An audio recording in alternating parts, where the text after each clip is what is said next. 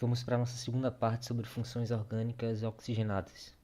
Na aula passada nós já vimos as funções álcool, a função fenol e a função enol. Hoje vamos ver três funções: a função éter, aldeído e cetona, certo? Primeiro, vamos começar com a função éter. Éteres possuem um átomo de oxigênio que se encontra entre duas cadeias carbônicas. O átomo de oxigênio será um heteroátomo, pois sempre estará na cadeia principal. Então, um éter ele vai se caracterizar pela presença de um átomo de oxigênio dentro de uma cadeia carbônica, ou seja, um átomo de oxigênio cercado por átomos de carbono. Esse átomo de oxigênio ele vai ser um heteroátomo, uma cadeia heterogênea, pois esse oxigênio é como se ele estivesse substituindo um átomo de carbono dentro da cadeia carbônica. Esse R aqui é para indicar uma cadeia carbônica qualquer, com 1, 2, 3, 4, 5 carbonos, não importa. É para indicar um radical carbônico, uma cadeia carbônica qualquer. Então você vai ter o oxigênio dentro de uma cadeia carbônica, cercada por átomos de carbono. Oxigênio dentro de uma cadeia carbônica, cercada por átomos de carbono. Então você vai ter aí a função éter. Esses éteres, eles podem ser classificados de acordo com a posição do heteroátomo. Esse meu éter pode ser simétrico ou assimétrico. Por exemplo, eu tenho esses três éteres, certo? Oxigênio como heteroátomo, oxigênio como heteroátomo, oxigênio como heteroátomo, dentro da cadeia carbônica, cercado por átomos de carbono, certo? Então ambos são éteres. Só que você consegue ver que a posição dos éteres aqui nesses dois casos é diferente. Vou passar uma linha de simetria em cima do oxigênio, certo? Se você ler, em ambos os lados do oxigênio existe uma quantidade diferente de carbonos. Quando você possui quantidades diferentes de carbono em ambos os lados do oxigênio, você vai ter aí um éter assimétrico. Quando você possui a mesma quantidade de átomos de carbono ligados ao átomo de oxigênio, você vai ter aí um éter simétrico, porque a quantidade é igual. Já nesse caso, eu vou ter um éter assimétrico, pois a quantidade de átomos de carbono ligados diretamente ao oxigênio em ambos os lados são diferentes. Então, nesse caso, eu vou ter um éter assimétrico, porque a quantidade de carbonos ligadas em ambos os lados ao oxigênio são diferentes. E aqui vou ter um éter simétrico, pois a quantidade de carbonos ligados em ambos os lados ao oxigênio são iguais. Então, éter assimétrico, éter simétrico, éter assimétrico. A nomenclatura dos éteres, elas fogem um pouco do padrão, certo? Você vai ter que dividir a sua estrutura, a sua molécula de éter, em duas partes. Em um menor grupo e depois um maior grupo. Esse menor e maior grupo vai ser definido a partir da quantidade de carbonos, certo? Então vamos entender isso aqui a partir de um exemplo. Eu tenho esse éter, certo?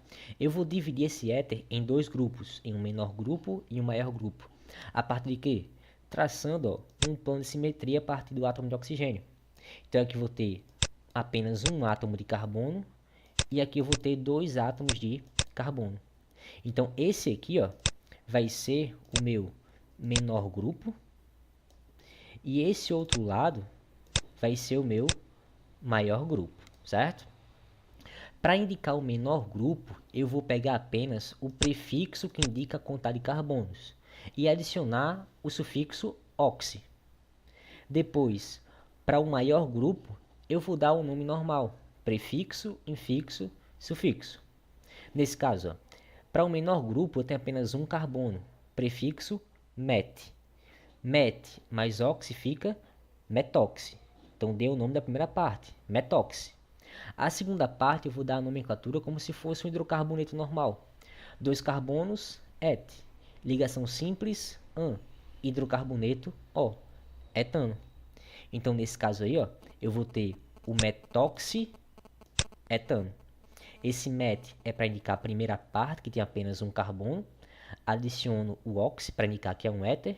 E a segunda parte eu dou a nomenclatura como se fosse um hidrocarboneto normal. No caso aqui, um etano. Metoxietano. Segundo exemplo, eu já tenho aqui um éter simétrico, certo? Nesse caso aqui, eu não vou ter um maior grupo e um menor grupo, porque a quantidade de carbonos é igual. Então, tanto faz considerar esse ou esse como maior ou como menor grupo. Então, por exemplo, eu vou ter esse grupo aqui, vou considerar como menor grupo, e o outro como maior grupo. Para um menor grupo, eu pego apenas o prefixo indicativo da quantidade de carbonos. Como tem apenas 2 carbonos, prefixo et, adiciona o sufixo oxi. Então vai ficar etoxi. A segunda parte eu dou o nome como se fosse um hidrocarboneto normal. 2 carbonos, et. Ligações simples, an. Hidrocarboneto, O. Então, nesse caso aí, eu vou ter, ó, o etoxietano. Et, 2 carbonos, oxi, de éter, e etano, que é o segundo grupo ligado ao oxigênio. Metoxietano e etoxietano. Então, no segundo exemplo, a gente vai ter o mesmo esquema. Menor grupo, com apenas um carbono, e maior grupo, que no caso aqui vai ser o benzeno, certo? Um carbono, met, adiciona o sufixo oxi, fica metoxi. Então, eu vou ter o grupo metoxi ligado a um benzeno. Então, eu vou ter, ó, o metoxi-benzeno. Agora, vamos ver as funções aldeído e cetona. Aldeídos e cetonas são compostos que apresentam o grupo funcional carbonila. São funções orgânicas carboniladas. Ponto muito importante, ó. Aldeído e cetona possuem grupo carbonila. Vamos entender o que é isso aí. O grupo carbonila, ele se caracteriza pela presença de um átomo de oxigênio fazendo uma ligação dupla com um átomo de oxigênio. Então aqui eu tenho, ó, carbono ligação dupla oxigênio, carbono ligação dupla oxigênio. Esse grupo aqui, ó, nós chamamos de grupo carbonila. Então, tanto o aldeído como a cetona vão possuir pelo menos um grupo carbonila na sua estrutura. Que grupo é esse? Carbono ligação dupla oxigênio, carbono ligação dupla oxigênio. O que vai diferenciar um aldeído de uma cetona vai ser os grupos que vão estar ligados diretamente a esse grupo carbonila. No aldeído, você vai ter pelo menos um átomo de hidrogênio ligado diretamente ao seu grupo carbonila. Já na cetona, o grupo carbonila vai estar cercado por átomos de carbono. Lembra, ó, que esse R aqui é para indicar uma cadeia carbônica qualquer. 1, 2, 3, 4 carbonos, não importa. Você vai ter aqui, ó, carbono e carbono. Então, aldeído, você vai ter grupo carbonila, na qual vai existir pelo menos um átomo de hidrogênio ligado diretamente a essa carbonila. Cetona, você vai ter pelo menos um grupo carbonila, onde esse grupo carbonila vai estar cercado por átomos de carbono. Então, vou ter aldeído e cetona. Essas substâncias, elas são muito comuns. O aldeído, ele já foi muito utilizado ainda como conservante. O formol tem na sua composição o aldeído. E a cetona é muito utilizada como solvente. E é muito encontrado também na composição dos esmaltes, certo? Então, o importante agora é você lembrar que tanto o aldeído como a cetona possuem pelo menos um grupo carbonila, certo? E que o aldeído vai ter pelo menos um hidrogênio ligado à carbonila, e a cetona, o grupo carbonila vai estar cercado por átomos de carbono. Então aqui a gente tem, ó, eu estou representando aqui a estrutura do aldeído mais simples e a estrutura da cetona mais simples. O aldeído mais simples tem apenas um átomo de carbono. A cetona mais simples tem 3 átomos de carbono. Essa fórmula aqui, ó, esse aldeído com apenas um carbono, é conhecido como formaldeído, o componente do formol, certo? E essa cetona com 3 carbonos é um dos componentes da acetona comercial. Então, por exemplo, aqui eu tenho 4 estruturas. Eu quero saber qual delas é aldeído e qual delas é cetona. Primeiro, a gente já reconhece, ó, aqui eu tenho um grupo carbonila, grupo carbonila, grupo carbonila e também outro grupo carbonila. Agora a gente tem que diferenciar se vai ser aldeído ou cetona. De que forma? Eu vou olhar quais grupos estão diretamente ligados a essa carbonila. No caso aqui no primeiro, ó, eu vou ter hidrogênio ligado à carbonila. Se o hidrogênio está ligado diretamente à carbonila, eu vou ter aí um aldeído. Nesse caso aqui também, ó, eu tenho um hidrogênio ligado diretamente à carbonila. Vou ter um aldeído. Já nesse caso, eu tenho uma carbonila aqui e ela está cercada, ó, por átomos de carbono, carbono e carbono. Então, nesse caso, eu vou ter uma cetona. E aqui da mesma forma, ó, eu tenho um grupo carbonila cercado por átomos de carbono. Também vou ter a função cetona. Da mesma forma, a gente também vai ter uma nomenclatura, né, para aldeídos e para cetonas. Essa nomenclatura ela vai seguir o padrão. Você vai ter o prefixo indicativo da quantidade de carbonos, um infixo para indicar o tipo de ligação e o sufixo para indicar o grupo. Para aldeído, o sufixo é -al. Para cetona, o sufixo é -ona. Então, nesse caso aqui, ó, o meu aldeído, ó, aldeído, possui 2 átomos de carbono. Prefixo para 2, et.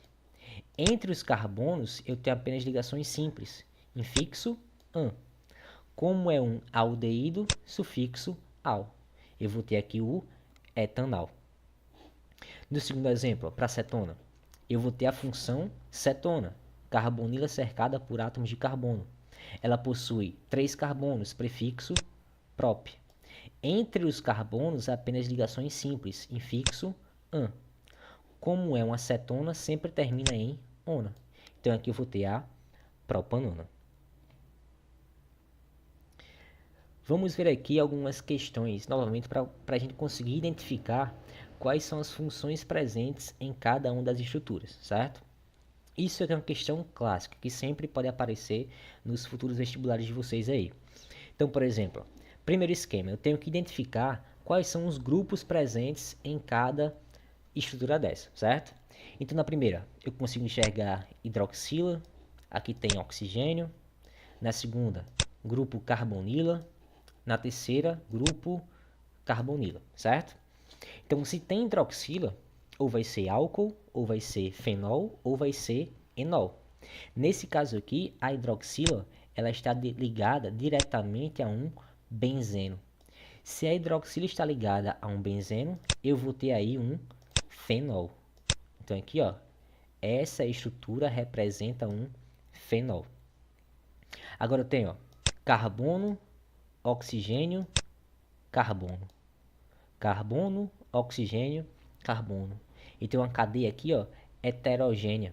Se a cadeia é heterogênea e apresenta como heteroátomo o átomo de oxigênio, eu vou ter aqui presente a função éter.